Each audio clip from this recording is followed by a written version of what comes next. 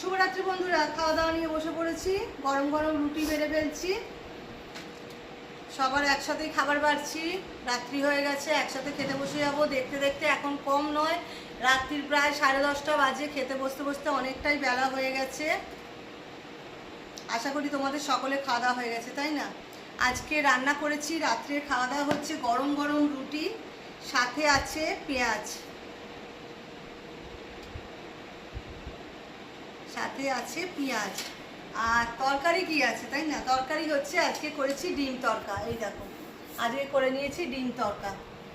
কিছু তো একটা তরকারি করতেই হবে, এটা তো আমাদের রয়েছে। রাত্রিবেলা রুটি দিয়ে কি খাওয়া হবে?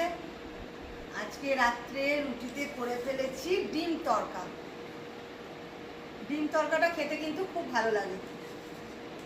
আমাদের বাড়িতে অন্তত ডিম তরকাটা সবাই খেতে ভালোবাসে, তাই আজকে একটু ডিম